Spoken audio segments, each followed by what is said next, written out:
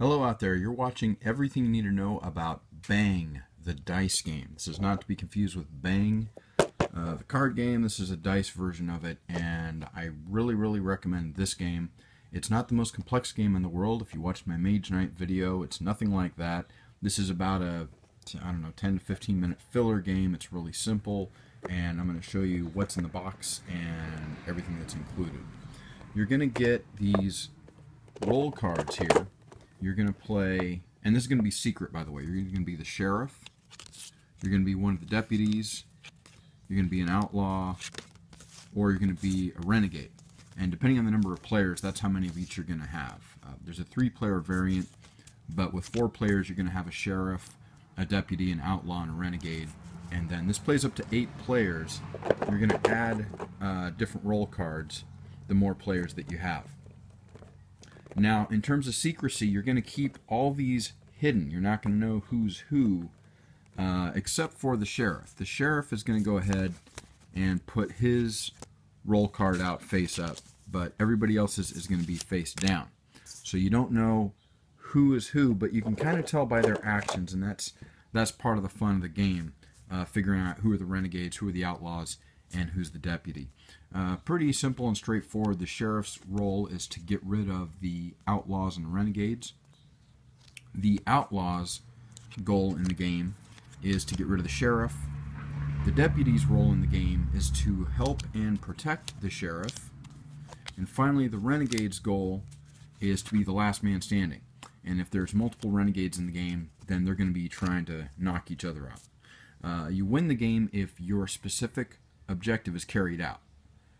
So again, if you're the deputy, you win if the sheriff is left standing. If you're the sheriff, you win if the outlaws and renegades are eliminated. And if you're the renegade, you win if you're the last one standing. Okay. In addition to that, we have characters. Now these characters you are going to disclose. You're going to know who everybody is. This is going to be face up. So for example, we have Susie Lafayette, who starts the game with 8 bullet points. That's 8 life points. When you lose all your life points, you've been eliminated. And she's going to have this ability here about rolling. These are bullseyes. If you didn't roll any bullseyes, you gain 2 life points. We have Sid Ketchum, who starts with 8 life points and has an ability here. And you get the idea. This game, by the way, was designed by Divi Ghiacci. I hope I'm not butchering that name up too much. An Italian company, which is why you have Italian text here followed by English text. In addition to these character cards and roll cards, you're each going to get a player reference card, and I'll explain what that's for. It's just kind of a reminder of what each die face represents when you roll dice. You're also going to get these bullets, which represent your life points. As you lose life points, you lose bullets. Obviously, these are in denominations of 1 and 3.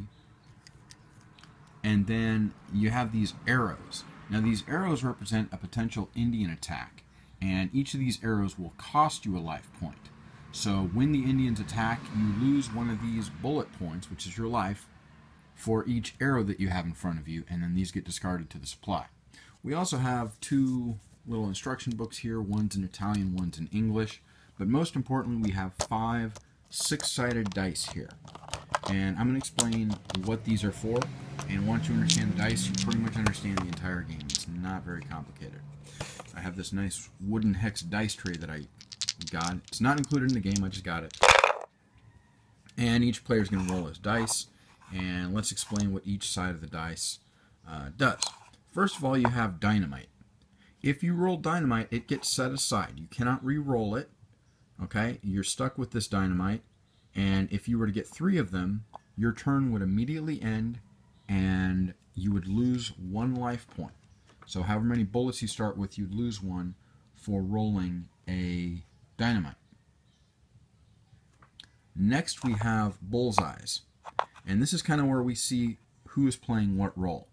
When you roll a bullseye, you choose a player either sitting 1 seat away from you at the table or 2 seats away from you at the table, and that person loses a life point. So you can kind of get the idea. If somebody's the sheriff and another player is choosing the sheriff, you know that person's not the deputy, they're an outlaw or a renegade. And you can kind of do some deduction based on that to figure out who the deputy is, who the outlaw is, and who the renegade is.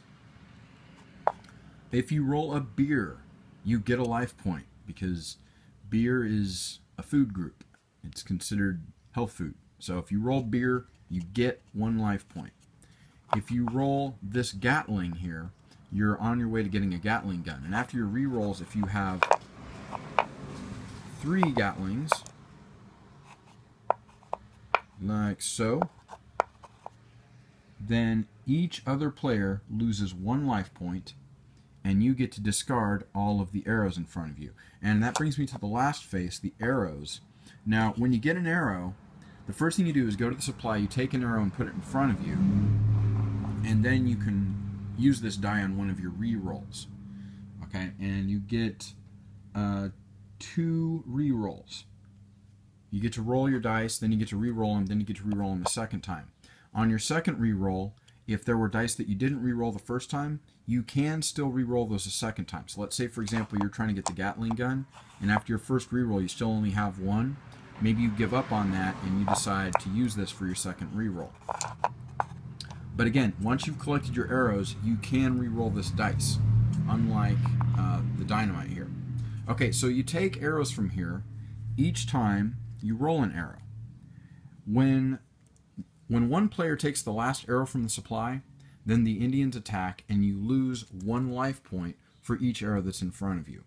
If you like bluffing games and like hidden identity games, this is an excellent one to start with. Like I said, the rules are extremely simple. Honestly, this plays children. Children can play this game. I believe it says ages 8 and up, and that's probably right. They could probably go a little bit younger than that, but a very simple game, a very nice filler, and one that I really recommend. It retails for about $14.99 if I'm not mistaken, and you can pick it up in most friendly local game stores. So once again, that is Bang the Dice Game from DV Ghiacci. Highly recommended filler game. Definitely pick it up, check it out if you're interested. Until next time, good luck, have fun.